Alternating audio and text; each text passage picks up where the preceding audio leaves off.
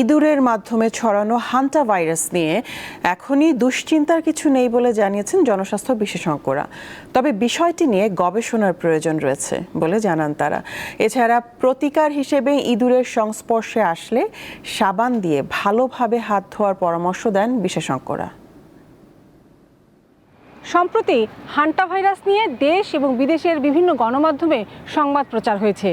চলতি মাসে আর্জেন্টিনা থেকে ছেড়ে আসা এমভি হন্ডিউস নামের একটি প্রমোত্তরিতে এই ভাইরাসে আক্রান্ত হয়ে কয়েকজনের মৃত্যুর খবর পাওয়া যায়।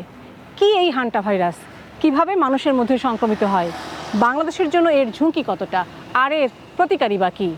হান্টা ভাইরাস মূলত ইঁদুর জাতীয় প্রাণীর মাধ্যমে মানুষের দেহে সংক্রমিত হয়। ভাইরাসটি বিরল কিন্তু অত্যন্ত গুরুতর রোগ সৃষ্টি করতে পারে। দক্ষিণ কোরিয়ার হান্টান নদীর নামানুসারে এই ভাইরাসের নামকরণ করা হয়েছে।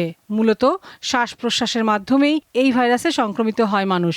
যারা ইঁদুর সাথে সংস্পর্শে আসতে পারে, কৃষক খালি পায়ে যদি সে কৃষিক্ষেত্রে কাজ করে, পরিচ্ছন্নতা কর্মী যারা ড্রেনে ওঠে, গৃহকর্মী যাদেরকে দিয়ে আমরা পরিষ্কার পরিচ্ছন্ন করাই, যে আলমারির নিচে বা রান্নাঘরের উপরে স্টোর রুমে, সেখানে ইঁদুর মলমূত্র ত্যাগ করে থাকতে পারে, লালা লেগে থাকতে পারে। এখন আমি যদি সেটাকে হাত দিয়ে পরিষ্কার করি এবং হাত না ধুয়ে আমি নিজের চোখ ঘষছি বা হাত মুখে দিচ্ছি, কাজেই আমার দূষিত হাত থেকে আমার মুখমণ্ডল বা নাক বা চোখে চলে গেল, নাকের মাধ্যমে শ্বাসতন্ত্রে চলে গেল, মুখের মাধ্যমে আমার খাদ্য চলে গেল, চোখের মাধ্যমে আমার রক্তনালীতে চলে গেল, সেইভাবে হতে পারে। বাংলাদেশে এই ভাইরাসের ঝুঁকি নেই বললেই চলে, তবুও বিষয়টি নিয়ে গবেষণা করা প্রয়োজন বলে মন্তব্য করেন তিনি।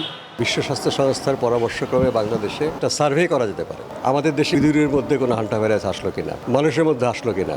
আমাদের যন্ত্রপাতি আছে, তবে এটার জন্য বিশেষ প্রাইমার লাগতে পারে বা বিশেষ রিয়েজেন্ট লাগতে পারে।